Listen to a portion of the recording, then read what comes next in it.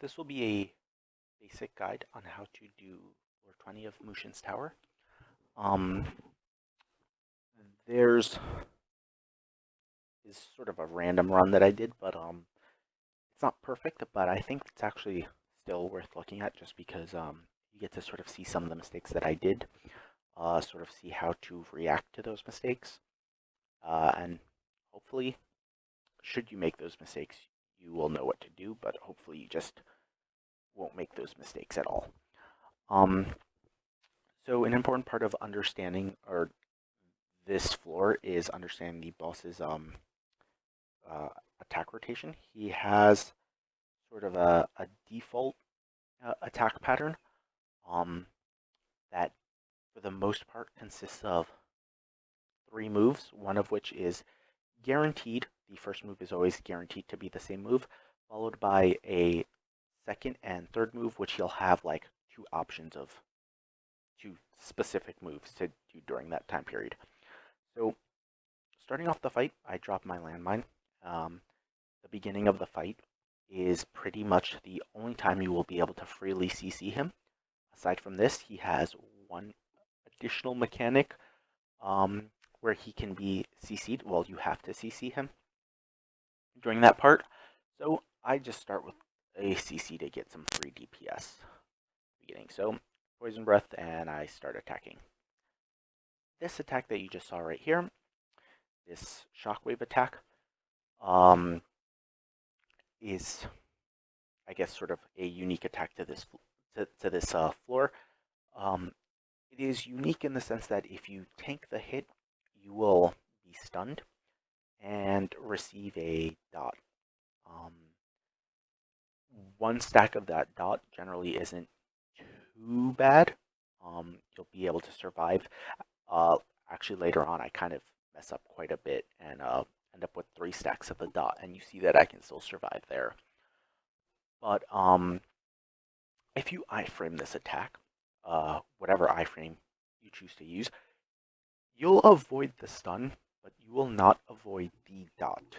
So you need to make sure that you jump this attack with your spacebar directly. Now, you'll see me mess this up a couple times because the timing window for this is sort of unique to you know, your ping and your feel of the fight. It is kind of a bit tricky, but something that you just sort of have to practice and get used to. What he's currently doing right now is sort of a guaranteed charge thrust attack right now. You can see that he's sort of charging up for it right now. He's about to release it right there. That is what I consider the first attack in his sort of standard rotation. There is no alternative. Well, there generally isn't any alternative to this attack. You'll quite often see this and use this as your visual guide to know that he is beginning a new phase in his rotation. Though you will see one point in the video where he sort of deviates from this. And I'll point that out later. So from here on, for moves 2 and move 3, he will have one of 2 specific options that he can use. For move 2, he can either perform a downward slam or a parry spin. Now, the downward slam is the safer of the 2 options. You can parry or iframe the attack. Parry, iframe, or block the attack. The first move, by the way, because I forgot to mention, the actual charged up thrust cannot be blocked. You actually have to either iframe it or, as I did, sidestep it. Sidestepping it's quite easy. But the other attacks, for the most part, can actually be blocked. The spin is the more dangerous of the 2 options that he can use for move 2. Getting hit by that will often get you knocked back and force him to do a unique grab move on you. You generally want to avoid that move at all costs, just because it can lead to an insta-death if he grabs you twice. But in this case, he chose to do the slam. Now, see the slam right there. This attack is relatively harmless. If you do get hit by it, however, you will take some damage and get knocked down. But the range isn't that large, so fairly easy to just sort of sidestep. You can block this ability. I could have decoyed it if I wanted to, but I generally see that as a waste of a cooldown, although you will sometimes see me use it here just because I kind of didn't follow my own advice at times. Okay, third attack. Here he has two options as well. What he's about to do is perform a double swipe attack on me, and this attack, as the name suggests, he will slash twice at you. The first attack is, again, relatively harmless, just does some damage. You're free to face tank it if you want. The second attack will knock you into the air, and then he will combo that by slamming you back down. The slam will, of course, apply a slow debuff, fairly high level slow debuff. I believe like 80-90% slow. If the first attack was not the spin attack, I will usually just save my decoy for this specific move. Otherwise, it's fairly safe to face tank the first hit and then just iframe the second one. Here, you see that I actually iframed both of them with Q and E. I didn't actually use the decoy because, like I said, for some reason I wasn't following my own patterns and advice at this point. If a thing to note though, if you do use your decoy, you're safe to decoy the first attack. The second attack will come within the 2-second invulnerability window, so that's why I normally would recommend decoying this attack if he does not use the spin for his second attack. Okay, okay, actually no, that was his third attack. The other option for his third attack is for him to jump at the center, sort of jump where he's standing and create that shockwave, much like he did at the very beginning of the fight before his charged spear thrust. So here you can see that he's performing that charged thrust attack again, which means that we are beginning a new rotation. Now, normally he would do either the slam or the spin. However, his health is now at 80%, and when he reaches his 20% breakpoints, both at the start of the fight at 100% or at 80, 60, 40, 20%, he will jump to the center of the room and make that shockwave. Now, what's unique about what happens after. He will use a unique attack. By the way, you see here that I actually tried to jump the shockwave, but ended up getting hit regardless.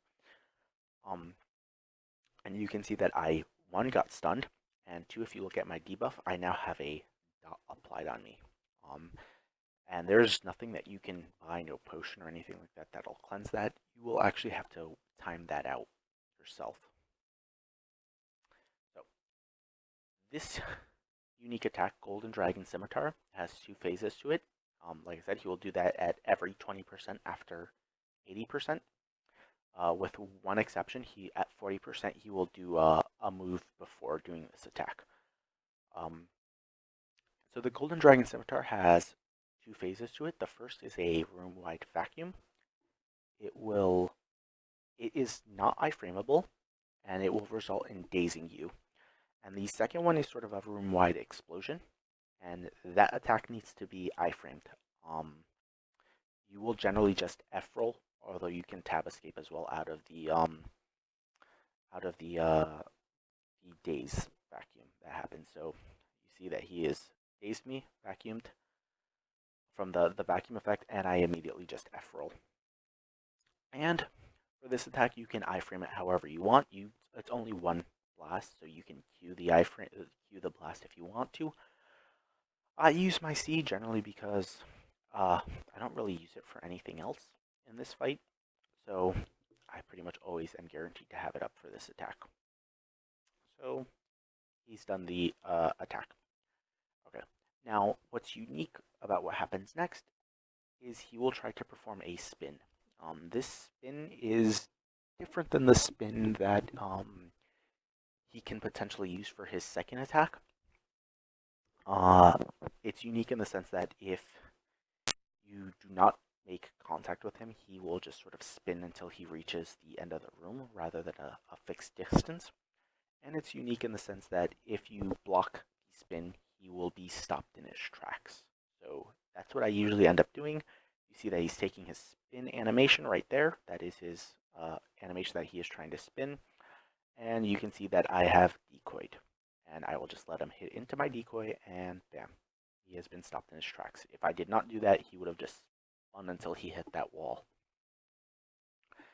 So, we're now back to the beginning of the fight, meaning that he will jump up, perform the shockwave, and attempt to perform his spear thrust.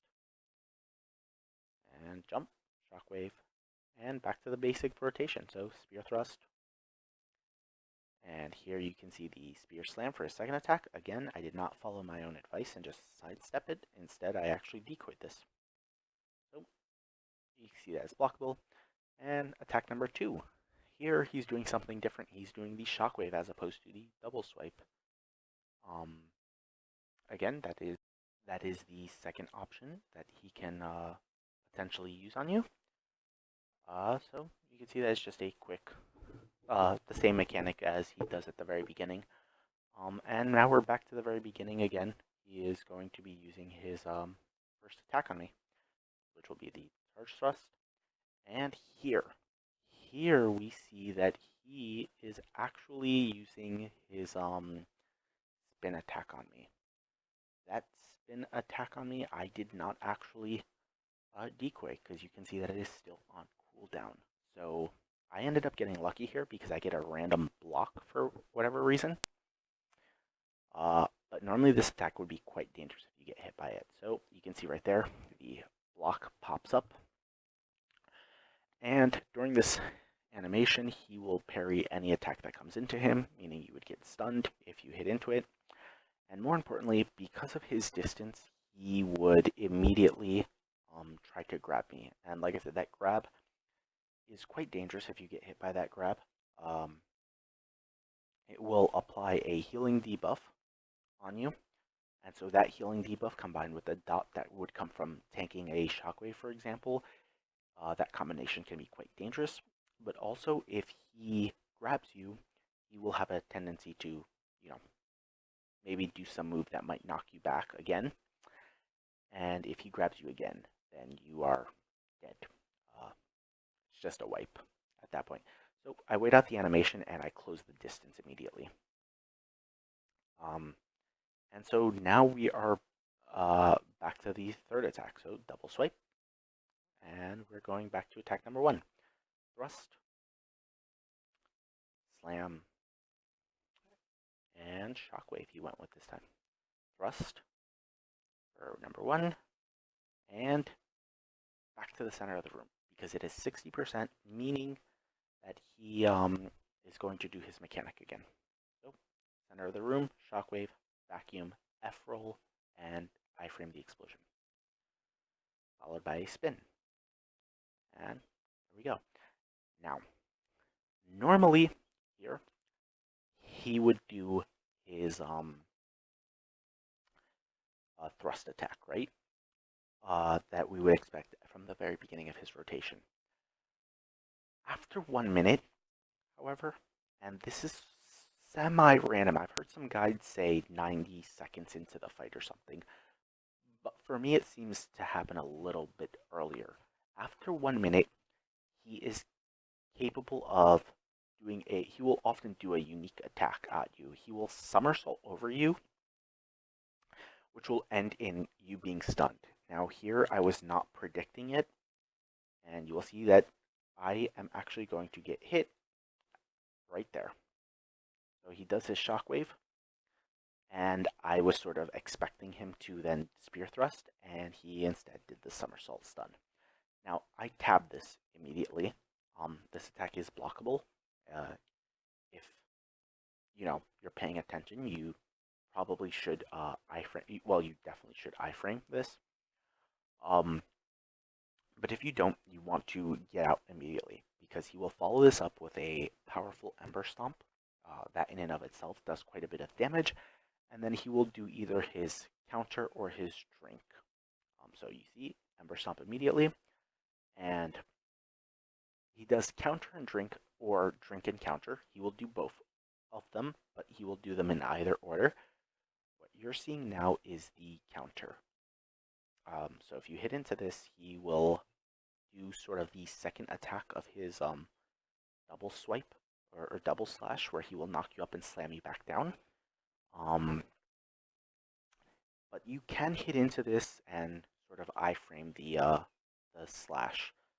So like if you don't use your C to deal with the room wide AoE, you can see into the counter and you'll be fine.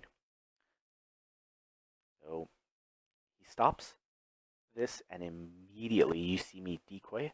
He's trying to drink, and you see his CC bars open. Do this quite quickly. I immediately daze him.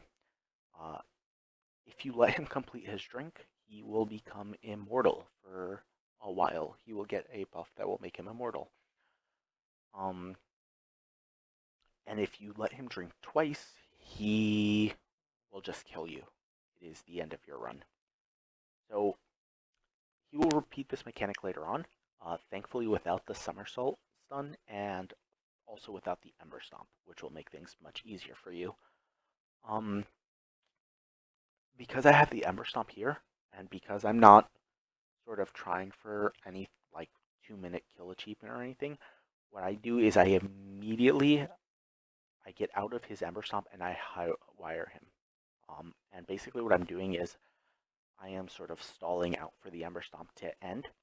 You could handle this in some other ways. I probably could stand in the Ember Stomp and like Poison Breath him, but it was actually on like a 3-second cooldown at the very beginning of this.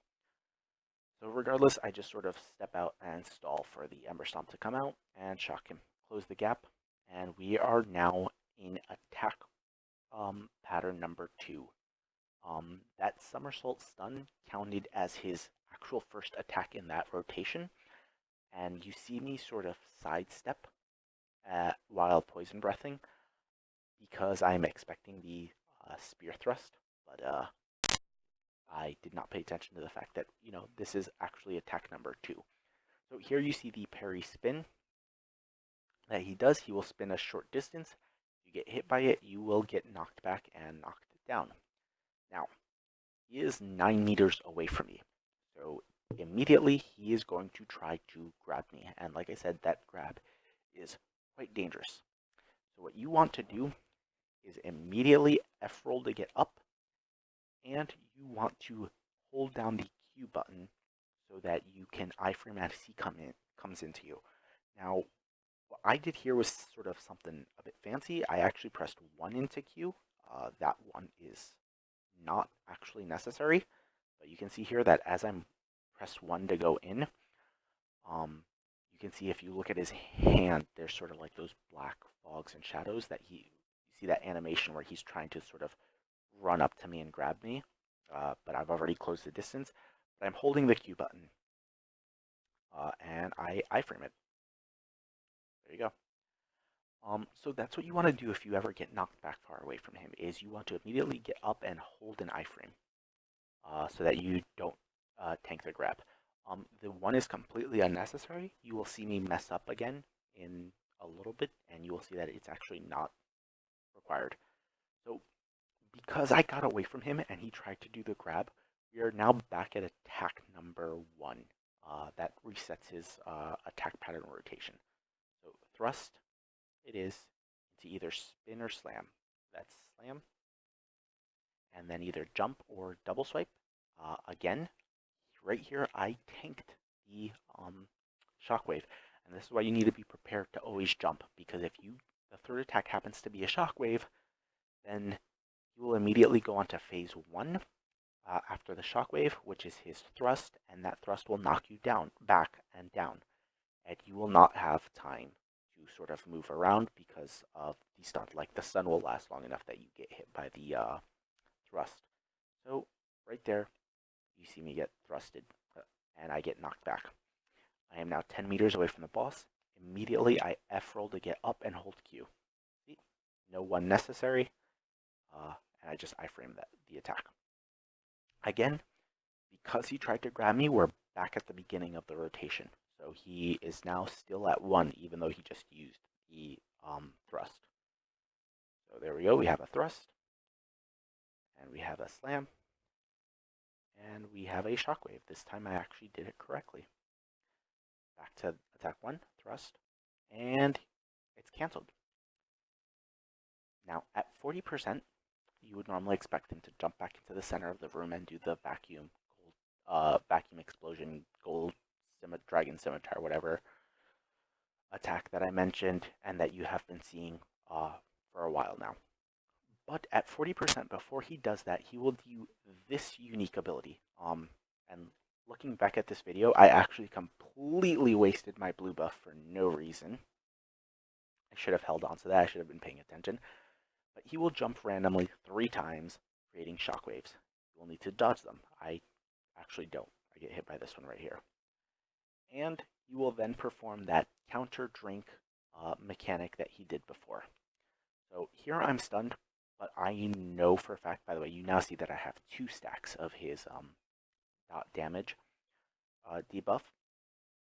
If I also had the healing reduction caused by the grabs, this could get a bit complicated in terms of trying to stay alive. So I'm going to wait out the stun because he's about to drink, but I know it'll be up thanks to the new assassin buffs. It's actually quite easy to CC him from this distance. So I waited out. I 2F like right at the very last second. He actually just put his he was actually just putting his cup down, so I was actually really close to probably failing this mechanic. But regardless, I get the knockdown. Sorry, the daze on him. Do some damage, and then stop. You need to stop because he's going to do the counter next.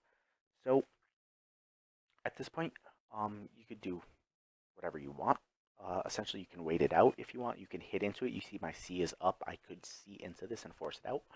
But I choose to sort of just use abilities that will ignore the counter. It's one of the reasons why I take Poison Breath over Choke Bomb in this fight, is like specifically for this. It lets me do quite a bit of DPS while he's just sort of standing there. So you see me drink because I had the time, and I Poison Breath, and I Landmine because, why not? And he's now at 35%, and he jumped to the center of the room. This is the standard mechanic, the Golden Dragon Scimitar, that you would normally expect at 40%. You just need to make sure that instead of preparing for this, you wait because he's going to do the triple jump first. This triple jump will now be repeated periodically throughout the fight. I believe it's 30 seconds or so. So you saw him jump back to the center. The time's 2:06. So about like 2:30-ish is when he'll start doing this, doing the triple jump again. So again, pull, F daze, C to iframe the attack, the explosion, and to the spin. Alright, we're attacking. He jumps like he normally does, and attack number 1. Attack number 2. Again, I tanked that ability, even though I shouldn't have. I get up, close the distance immediately. 3 is the shockwave. 1 for the thrust. 2 is a unique move that you just saw right there. Sorry. Yeah. Right, 1, 2, and you will see this move, a knee. You see me too preemptively right here.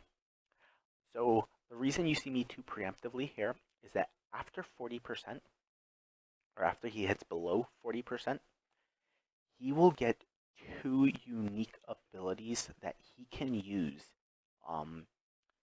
for his second attack. Those abilities will be the same slam that he normally does, but significantly faster. And the second one, significantly more dangerous, is a knee.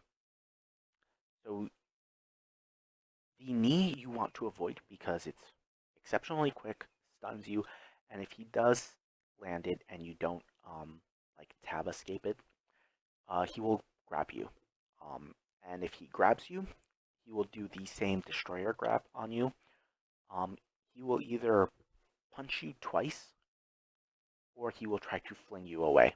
Um, both of those can be countered by the like the PvP counter, the standard one that you can use whenever you're phantom gripped or grabbed by a destroyer. Um, but the way I handle it is I will often just 2 preemptively. So I saw the first attack and I immediately hit the 2. You can see my decoys already up, and bam, he need me. Both attacks can be blocked, by the way. And he will always do those unique attacks during the second attack phase. So we're at attack 3, and this is a double swipe. Now, remember, because we're 2ing preemptively for the second attack, that means we need to at least iframe the second attack of the double swipe. 1, and I cue the second one. Okay, so it is now 2:34. Remember last time I said it would be about 2:30-ish when he would do the mechanic again, because it happens roughly every 30 seconds from the ending point of the mechanic. So after the counter drink stage, 30 seconds after that is when he will do the mechanic again. So if we looked back, he probably ended the mechanic at about 2:04-ish. Right, yep, so you can see here at 2:02 on the video, 2:03, yeah, so 2:04, you see him end that mechanic. So it is now 2:30, not 2:33, 2:34, and he is going to do that mechanic again. So again, jump, jump, jump, and then he will do counter drink. He's drinking first. Remember that the order is random, but he will do but he will always do both of them, just in random order. So daze, I immediately start doing some DPS. Here I get a reset on my poison breath due to the green badge, since the Sin blue badge is currently busted. I'm using that right now. And for the counter, I just start doing a bit of damage with like landmine, guard break, poison breath, that type of stuff. Kick, poison breath, yeah. And attack number 1. Now he's dropped below 20%, so mechanic time. So vacuum, C, explosion, decoy, parry, and we're back at attack number 1. So yeah, we're back at the beginning of the attack. You can see the double swipe and thrust for attack number 1, and decoy, because this is attack number 2. We want to preemptively decoy that. And you see I dodged the knee.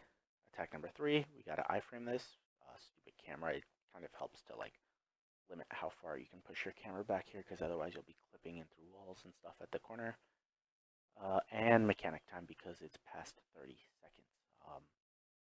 It was like 2:40-ish when he last did his other one, so 3:18 now.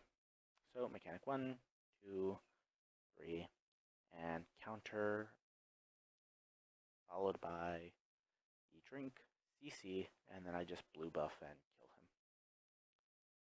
him. That is attack number 1.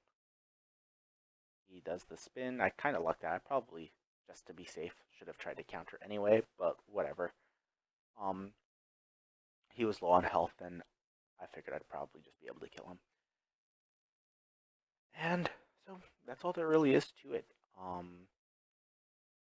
So if we're trying to sort of make a TLDR for this video, I would say that the main thing that you want to pay attention to are a couple things.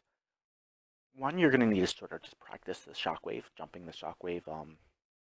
It's sort of a bit tricky in terms of getting the timing down, but that's just an unavoidable part of this fight. And then the other thing that I would say is, of all his attacks, I would say that you should focus on attack number 2 of his basic attack rotation, because that to me seems to be the most likely attack to sort of result in you getting chain grabbed. Because attack number 1 will knock you down, the charging thrust will knock you down and knock you back, but fairly easy to sidestep. The slam from attack number 2, also fairly easy to sidestep. The double swipe, fairly easy to save an iframe for the second attack. The shockwave, like I said, for attack number 3, something you just sort of have to practice. But that spin that he does for attack number 2, you can sort of SS away from it. You can use whatever iframes you have. I use decoy because I feel it's the safest one. And in my opinion, that is the one that is the most dangerous of his basic attack rotation. And again, when he goes below 40%, you want to remember the triple jumps and the fact that you want to preemptively block the second attack, because the knee can be quite dangerous, can be quite hard to iframe. Aside from that, there's a couple minor things. If you really do want to gun for the 2-minute achievement, remember after the 1-minute mark to prepare for the somersault. And remember to pay attention to your time. As every 30 seconds, you will perform the jumping mechanic with the drinking and counterattack. You'll also probably, to save time, want to hit into that counter, so you'll probably want to save your C or something like that to get an easy hit into the counter and an easy block for it. But aside from that, there's really not much else to it. So that sort of concludes everything.